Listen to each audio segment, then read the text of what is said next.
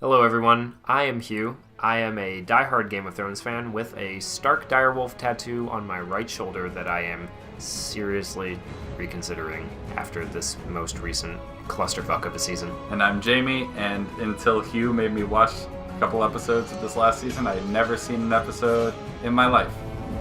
And I thought it might be fun for us to discuss and review the final episode of Game of Thrones. Let's do it. So, immediately into the episode, I already know that nothing is happening. All the shots of Tyrion and Jon just wandering through the streets of the burned out city, they look beautiful, but they accomplish nothing. I'm so uninterested in any of this that's going on, mostly, and maybe that's because I agree with Daenerys. What? Okay. So the first 12 minutes of this episode are pretty much useless. They tell you nothing that you haven't already divined from what Daenerys did last episode. I think maybe the only scene that anything actually happens in is the scene where Grey Worm is executing prisoners, right? The scene with Grey Worm would actually be really compelling if that turn to the dark side from Daenerys hadn't come, on a dime in the last episode. It's basically just creating tension where the plot needs tension to exist. I think what a lot of people have said is that if you cut out all the walking and staring, that this episode is about 45 minutes long, probably, at most. Wouldn't surprise me. So finally we get to the basement, which is somehow still intact. From the other side, I guess. I don't know. We see in the recap that the basement collapses on top of Jaime and Cersei. And not just where they were standing. It starts behind them, and the whole room seems to cave in, right? Yeah, it collapses in tears. Yes. In a very cinematic fashion, all the way up to them. Yes. To the point where, they die. And then we get into this scene, and we find out that if they'd been standing maybe 5 feet to the left or to the right, they would have been fine. It's ridiculous. So if a whole floor... They're in the basement, is that right? Yeah, they're in the basement. So a whole floor falls on them. And when he finally uncovers them from the pile of rubble, they look fine. They're underneath 2 bricks. Yeah, not only that, but they don't really look that bruised up. If I don't want to say a ton of bricks, but let's say it's close to a ton of bricks falls on you, that would crack your head open. Probably, right? I mean, yeah, I would assume so. I mean, maybe it could have been he sees his hand or his glove or whatever thing he's wearing, and it's that's how he knows it's him, but his head is just obliterated. That would have been kind of nice. That would have been a nice touch, but it's I think he moves... They're perfectly preserved. I think he moves maybe 5 bricks off of the top of them, which implies that they laid down on a bunch of rubble to start with. He seems to make a beeline right to the spot that they're going to be. Now, with all the time they spend just having him walk around in other places, you think they could devote just a couple seconds of him going, oh, are they there? Nope, they're not over there. Oh, this is where they are. He doesn't look like he knows where to look for them. He just goes. He's got a sibling. He's got a sibling radar detector. It's beeping, showing him exactly where he needs to go. Oh my god. Okay, now we get to Arya. Okay, so there's his face, and he looks. That's her face. That's Cersei, but she looks fine. Yeah. She's got a bloody nose. Do those look like CGI horses to you, or is it just me? Did they not have the budget for real horses? They couldn't even CGI Jon petting a dog a couple episodes ago, so... But then they did in this episode, so... I know. How does that make any sense? Those aren't real, I think it's green screened in. Yeah, some of the CGI looks fantastic. The dragon looks fantastic. They really seem to cut corners with some of these other scenes. When Jon's walking up the stairs, ooh, that's a green screened backdrop. And it seems kind of sloppy. I mean, it's a TV show, I get it, but also this is one of the highest budgeted TV shows ever, right? That's the same... Wait. Is that right there? That guy? This is the same guy. Oh my god. Holy shit. And that's him there again. Okay, so they're there. There's the two of them. There he is again. There he is again. Wait, there he is again. Hold on. They just cut and pasted him a bunch of times. Like, they dragged him like one of those old Windows XP, like, error messages. So a lot of people have been wondering, after episode 3, when we're all led to believe that the Dothraki were killed in that Long Night battle, right? Yeah. It seemed like all of them were killed. And then in episode 4, when they're talking about battle plans, they just sort of mention that there's some left, and you're like, okay, whatever. And in this episode, there seems like there's a bunch of them. And so people have been wondering where they came from. Guys, I figured it out. It's the clone army. They're the Jango Fett of... If any of you find any other instances of Khal Waldo here popping up in the Dothraki scenes in Game of Thrones, let us know. In that shot that everyone likes to tout as why this last episode is so epic, they literally imply she's Satan. Yeah, like with the... Satan spreading her wings. Like that's what that not so subtle symbolism is saying. That like, oh wow, she's essentially the most evil person. Like no one else gets that kind of visual treatment, do they? Well, and she even starts like speaking in tongues here. Well, isn't she speaking... What language is that? Well, she's speaking in the Dothraki and Unsullied language, but she hasn't done that all season long to any of them. So the minute they need her to look like a foreign conqueror that doesn't belong in Westeros, they give her this, like, they basically have her speak in Farsi.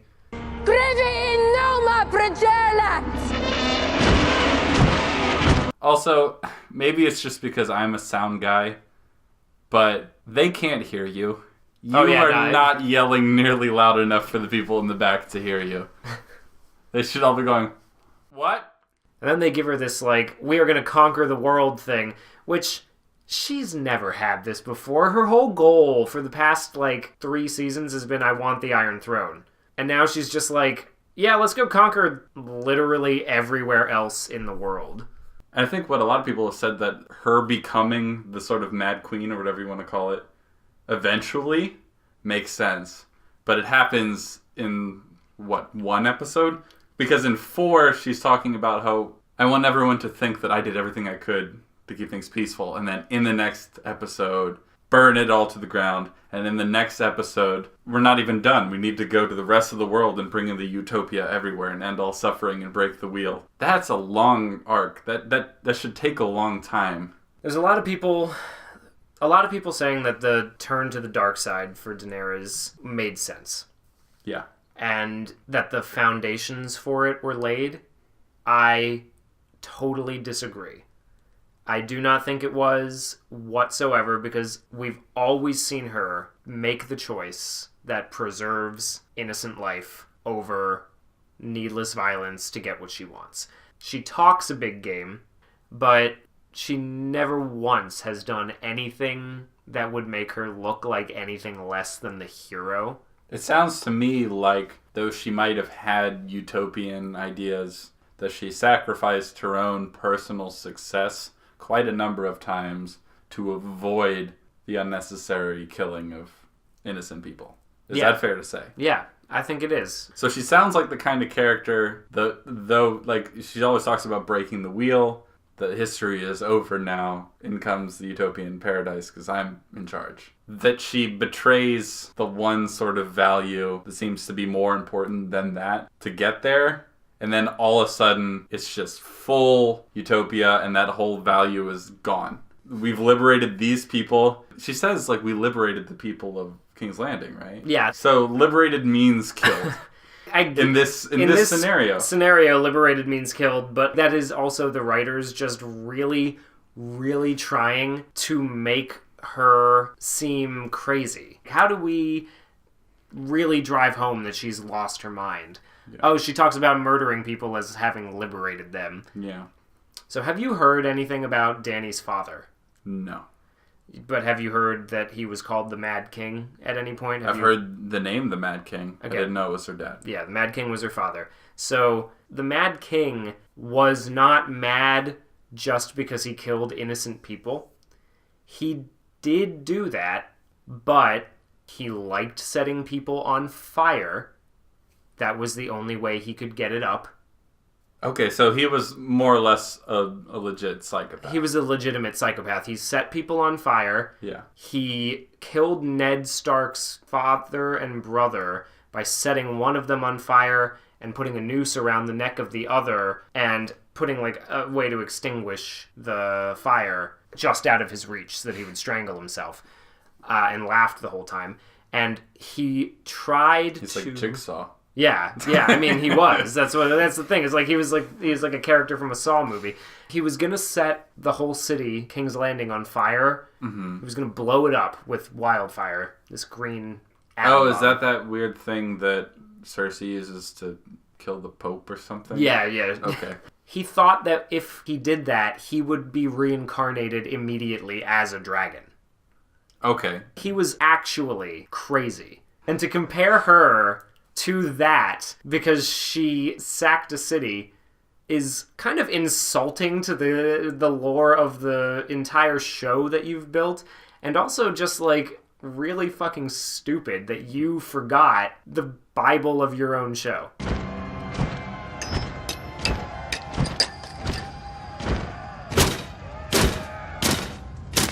I love it they can hear the pin drop even though they're slamming their spears on the ground. I thought that too. They all heard that. They all saw it and heard it and understood the significance of it. Yeah, so we have this really weird scene where they make it seem like it's a matter of life and death for him to kill her before she kills him. That really doesn't feel earned and doesn't come back ever again because everybody just agrees to hide the fact that he is the actual heir to the throne. I also don't understand why he has to give up his weapons to go see Tyrion in prison, but doesn't have to give them up to go and see the Queen. There's a lot of what really seems like the writers just speaking directly to the audience in this scene. A lot of people are quite upset, from what I've gathered, that Jon needs convincing that murdering an entire city full of people is a bad thing. Oh, wait a minute. I didn't even realize that. Like, he needs to be convinced of that. He tries to justify it. You're right. Like, yeah, he tries to justify Daenerys murdering an entire city, which he would not be okay with. No. Right. No, he wouldn't. Honestly, the roles being reversed there would make more sense. When she murdered the slavers of Astapor, I'm sure no one but the slavers complained. After all, they were evil men.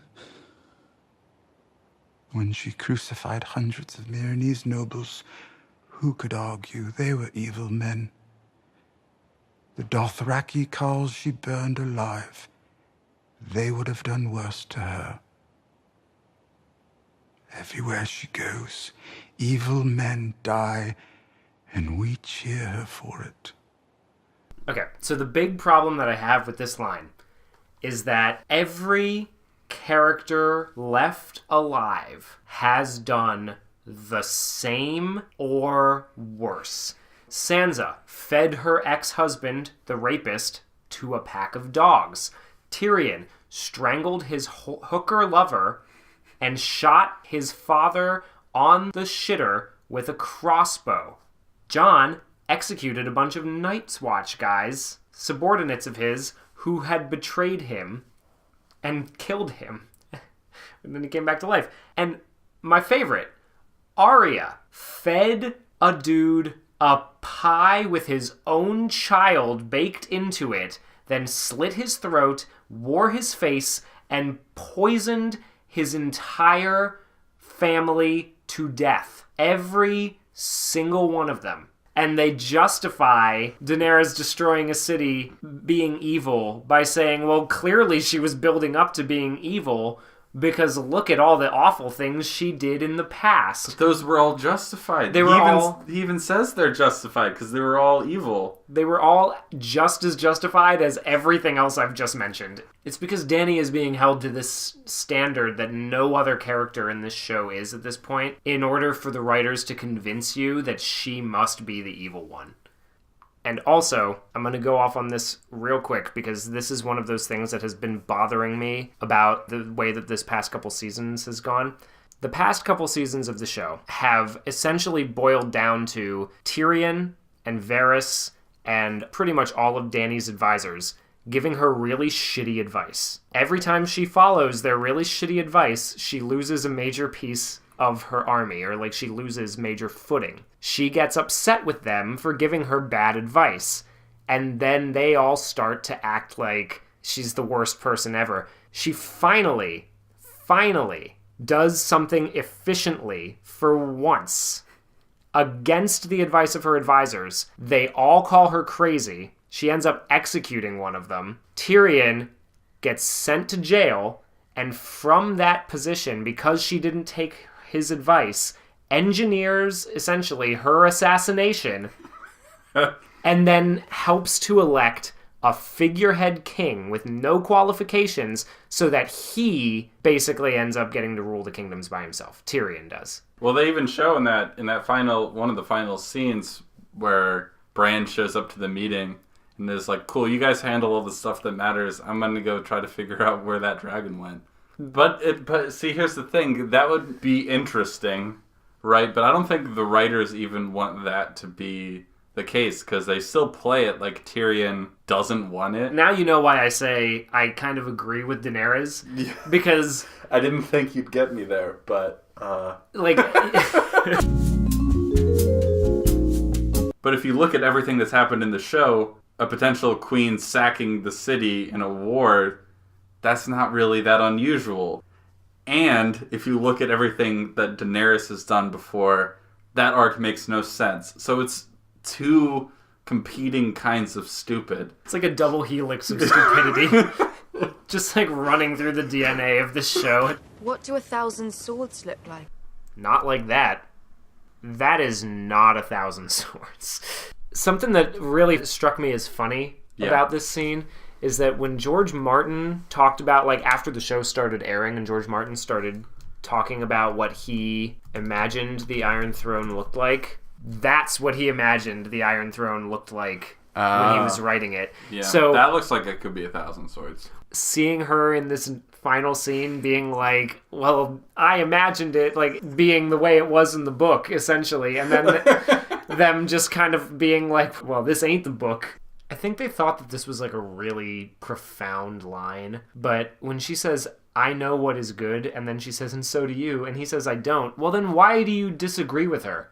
Yeah. If you don't know what's good, then what are you arguing about? Like, you have your idea of what's good, and she has her idea of what's good. I don't know is not the problem here. It's that you do know. And that it conflicts. And that it conflicts with... Yeah, exactly. Yeah. Also, in the previous scene, he tries to justify it to Tyrion, and then all of a sudden in the next scene, it's like, you're evil, and I know what you did was bad. It's like, wow, Tyrion did a really good job of convincing him then. But even still, she's like, you know what's good? And he's like, I don't. He doesn't seem to know anything, and I know that's kind of the meme, right? But, like, honestly, I have a hard time understanding, based on this episode, why he was ever heroic. Is it fair to call him the main hero? I guess, at this point, he is the main hero. Okay, the only thing in, like, the past couple episodes that he does, if I'm not mistaken... Is scream at a dragon. Is re at the dragon, and then he kills her, right? Yeah. But it's framed like he's on her side and justifying her actions until Tyrion says, no, you have to kill her. And he's like, well, I guess I gotta kill her. He seems like a tool, honestly, because he's so easy to persuade. I wouldn't be surprised if in talking to her, he was just on her side again, because it seems like he flip-flops. He seems like he's doing this because the show and the writers need him to, not because he's making any real active stance. His whole arc this season is basically just, oh shit, my girlfriend's kind of nuts. The writers really want you to feel like this is a difficult choice. Yeah. And that you need to be making this difficult choice. But the problem is that because everything else has leaned so far into the fact that it's not a difficult choice, it's a really easy choice, Dany's evil. Yeah. Everything else has leaned into that particular conviction that when he's flip-flopping like this, it just has him come across as stupid. Like, he just seems useless. I've seen people debating whether all this is supposed to be snow or ash. It's obviously snow, right? I don't know. was hoping that would be an obvious thing, but... No, I don't.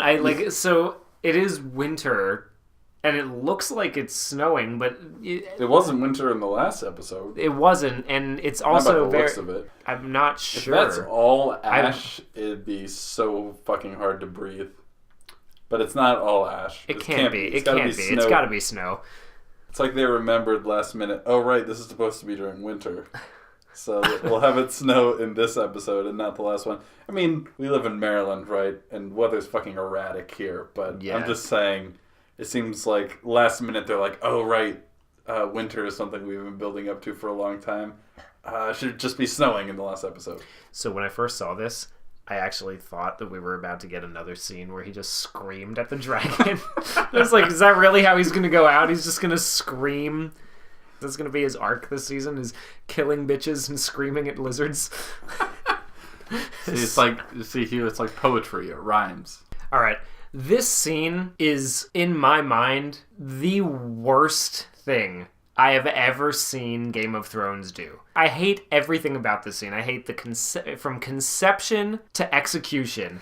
This is the most asinine thing that I'm convinced you could possibly do as a television writer, because they not only have the gall to tell me that this dragon understands the theme of the entire movie. They give it the "'twas beauty killed the beast" line from King Kong. But not only that, they are so full of hubris that they pull this fake out bullshit with Jon Snow where you think he's going to get his ass set on fire. And then 2 times, not once, but twice, it shoots the fire at the throne. Okay, so hear me out for just a second, right? Because you could say, maybe, that it's not so ridiculous that the dragon understood the themes of the show and can understand symbolism and is capable of abstract thinking to the point that it knows that that throne represents what really killed Daenerys and not the person who literally just killed her. All right? Maybe it's not that fucking stupid. Maybe it was just really mad, didn't actually think Jon Snow did it or didn't want to kill him, but just wanted to let loose all that anger and aggression, right? That would be the first set of flames that is sort of indiscriminate in the direction of the throne. But then it stops, takes a big, deep breath, and aims right for the fucking throne, throwing out any plausible deniability that it was just angry and letting off steam. If the dragon had just started going buck wild, and then it smashed the throne with, like, its tail, or that the throne had melted while Jon ran away or something, and then we got the shot of the throne melting, that illustrates the theme in a way that's still on the nose, but not in a way that makes it seem like the dragon is interpreting the show for you. That lust for power, as symbolized by the Iron Throne, is what really killed Daenerys, and it understands it enough to be angry enough at the throne to melt it. And to forgive Jon straight away for the literal murder, because it knows this was inevitable. If it wasn't you, it'd be someone else. I'm not mad at you, honey. I'm mad at the throne. And the fake out is really obnoxious, because honestly, I was like, oh, if he gets burned alive by the dragon, that'd be okay, right? That would be okay. My immediate reaction was, this is fucking stupid, right? But then I had that thought come into my mind that, oh my god, can the dragons in this show think? Are they capable of understanding symbolism and abstract thinking generally, like humans are? So I had to Google, and here I am Googling, can the dragons in Game of Thrones understand symbolism? And of course nothing comes up, because why would it? I mean, these dragons are basically Ernest Hemingway. As far as I can tell, like if that's what this is implying, then these, like, Drogon is flying off with Dany's body to go write a story about how a chair killed a woman. Bran's gonna fly some ravens over him, chilling on some random island with a typewriter and a scarf. 3 weeks later. So they don't have a king or a queen, right? Mm-hmm. Isn't it almost always the case that the only person who can be king or queen has to have a claim to it by birthright? correct? You would think that they would need a claim by birthright, and interesting little plot hole that they worked in here. One of the people sitting at this council is the bastard son of the king from the first season, who was legitimized as the son of the king from the first season by Daenerys 2 episodes ago. So technically, he's the only one there that actually has a claim to the kingdom. If I'm not mistaken, Gendry doesn't even say much of anything during this, right? He doesn't say shit. So I guess I'm confused why all of a sudden and rather casually, Tyrion is just like, just pick one. Like, have they ever done that before? No, not that I'm aware of. So this is a novel thing. Vote for king, yeah. Yeah. All of a sudden, the tone of the show is now a comedy, and it really threw me for a loop because in my limited experience with the show, it has almost never been funny. I'm sure it probably has been in the past, but it does take a right turn into comedy here, and it was very strange. This threw me off a lot while I was watching it too, because if I'm remembering right, the last time we even saw this character was 3 seasons or 2 seasons ago. And it was for the smallest role. He was like a prisoner, and he was being ransomed and propped up as a puppet lord of Cersei. And so it's been at least 4 years since we saw this guy last, and they decided that that's the perfect person to make the butt of this joke.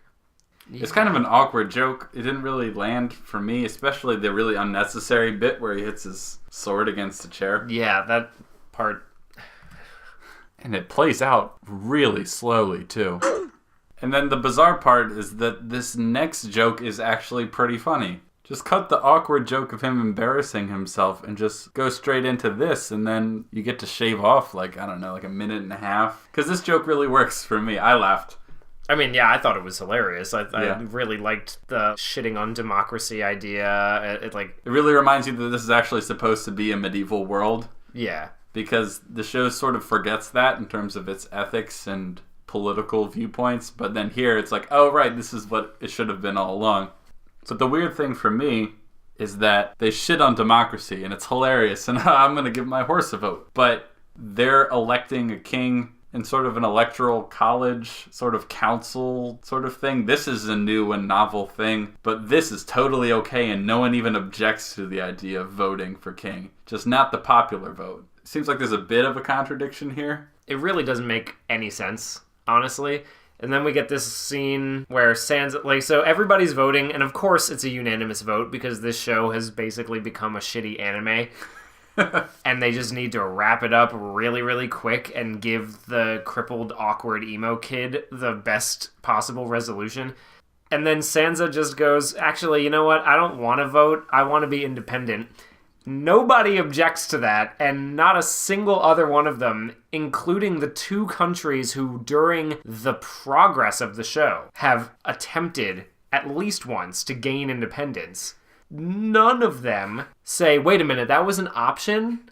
I did not realize that we could just say, oh, wait, no, I'm just independent. I feel like they just forgot that the 7 kingdoms were called the 7 kingdoms because they each used to be their own kingdom. If Sansa's allowed to do this, then technically this should just turn into an EU type situation where all the kings or queens of each country are meeting together to, like, talk out what's going to happen, like, once every few months. Like, are you saying Sansa leaving is Brexit? Is that what you're telling me? I mean, kind of.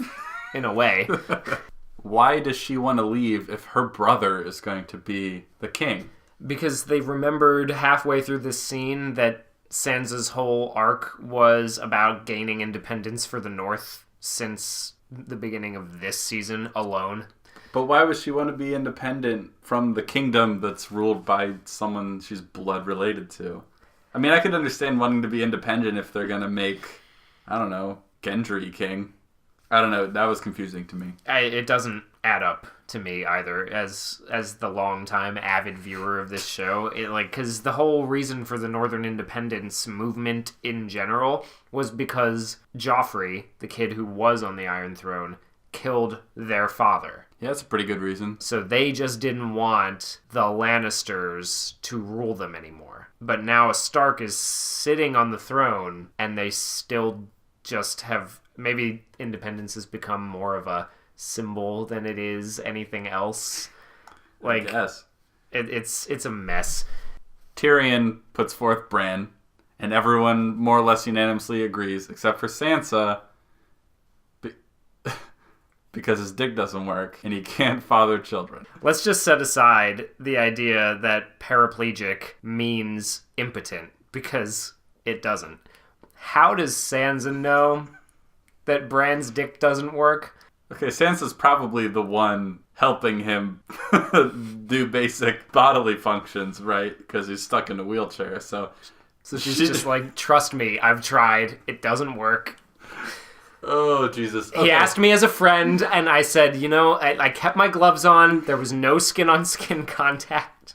I looked away the whole time, and it just flopped around like a worm after a rainstorm. They call him Bran the Broken, because who has a better story than Bran? Now, a lot of people have made the joke that literally everyone has a better story than Bran. But setting that aside for a minute, Bran the Broken? He's just cool with being called that? Also, nothing says I'm a powerful king like the name Bran the Broken. And given the nature of secrets and how quickly secrets spread just from what I've experienced in the past couple episodes, everyone in the kingdom is going to know his dick doesn't work in like a month. And you're asking me to believe that in a cutthroat medieval world like Game of Thrones, everyone's just going to be fucking cool with that guy being king. So they offer up this solution about the Unsullied here. Completely, it seems, forgetting that the Dothraki are also still here. Their entire culture is based on riding around on their horses, raping, kidnapping, pillaging. They don't like boats. They don't have any boats, and I don't remember seeing them on the boats with the Unsullied when they leave. So basically, where the fuck are they? Where are they part of the 6 or 7 kingdoms? No, they're from the other continent. Oh, shit. And so now they're here, and they have no ruler. So I haven't talked about this yet, but one of the most self-aware parts of this show is when Tyrion comes in, tells Jon Snow that he's going to join the Night's Watch. And Jon goes, there's still a Night's Watch? Because that's the question that everybody has on their mind right now. The Night's Watch was originally founded to keep the White Walkers out on the other side of the wall. Okay. And then when the White Walkers and the magic of the world started to disappear, they were now keeping wildlings from coming across the wall and raiding people. The wildlings are all allied with the Seven Kingdoms now. They can come and go as they please, because Jon says the free folk are always welcome. The White Walkers are all dead. So why is there a Night's Watch? It doesn't make any sense. So Tyrion's response to this is, well, we'll always need a penal colony, basically. Like, we'll always need a prison camp to send people to when we don't know what to do with them down here. Like Jon. But the other problem now is that since the North is an independent kingdom, and the Wall is in the North, how does the 6 kingdoms get to send their prisoners through another separate country to a penal colony? It's basically the equivalent of France having a prison camp in Scotland. Grey Worm has seen how Jon and the wildlings get along, and so he basically knows that by sending him to the Wall as punishment for killing Daenerys, he's just getting sentenced to go crack open a cold one with his boys for the rest of his life. Yeah. In a different country that's run by his little sister. That's a pretty stern punishment, if you ask me. That doesn't make any sense alone. But then, as soon as the Unsullied left the harbor with the idea that Jon was going to the Wall, Bran could have just pardoned him. Immediately. Sorry, I'm still hung up on Bran a little bit. So, my understanding is that Bran kind of has magic superpowers, right? He can see all of time at once if he chooses to. Yeah. He can even go back and affect the past a little bit. That's what I was told. Very little bit, but, some of his powers do apparently seem to affect what happens in the past. Okay. They just ignored that in this whole last season. He doesn't use his powers, really. I've heard a lot of people say that, what was he doing the whole time? Didn't he see this coming? Couldn't he have prevented it? Is he complicit in the slaughter of the people at King's Landing? because he saw this and didn't do anything about it? Or was he just twiddling his thumbs in a corner somewhere? Like, what was he doing? Why isn't he using his powers to affect the plot at all? The writers don't seem to have any idea what to do with any of these kind of crazy overpowered characters they've been gifted. To me, it seems really obvious that they purposely ignore all those powers because writing for them would be too complicated and they're taking the easy way out.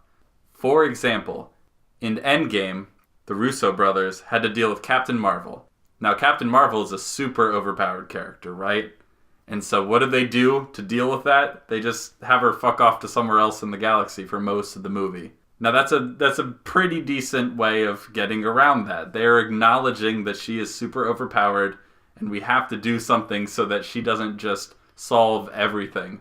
It's not perfect, but it works. What the writers seem to do here is just ignore their powers completely and hope that the audience will forget. Just look at the fact that Arya doesn't even use that shape-shifting assassin training that she had in this entire season. Like, you've never even seen that happen. No, I was surprised to hear that. It seems like they made the conscious choice to ignore those things because it just makes the story more complicated, and then they have to do more work.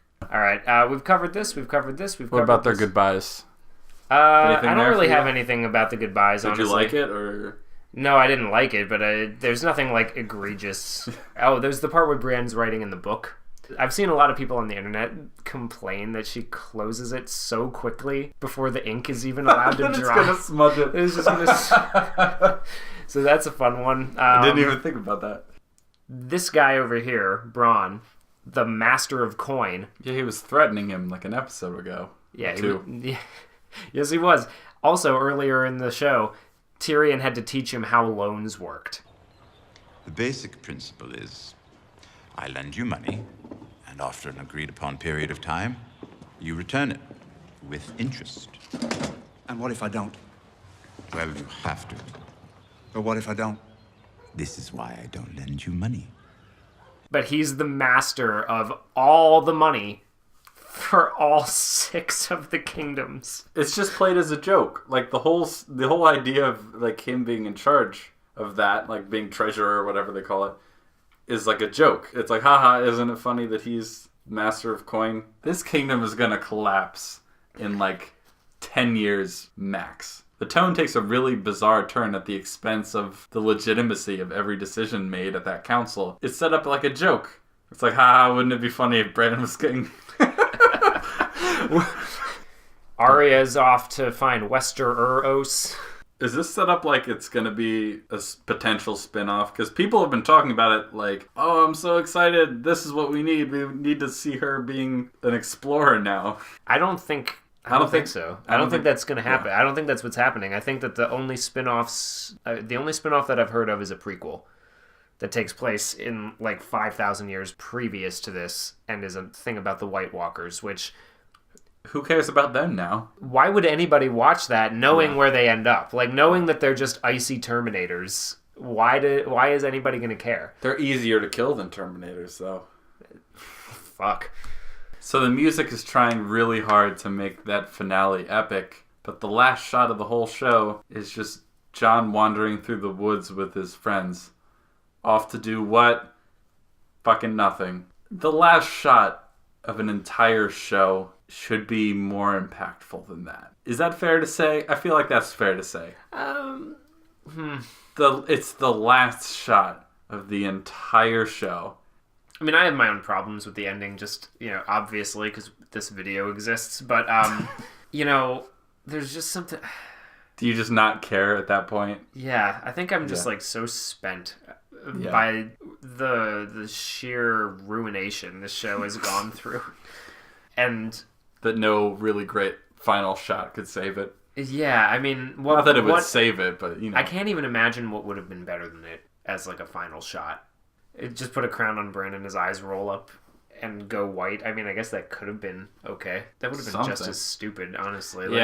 There's really no good way to end it, and I feel like they ended it as best as they could. Yeah, well, I think that goes for us, too. Good night, folks.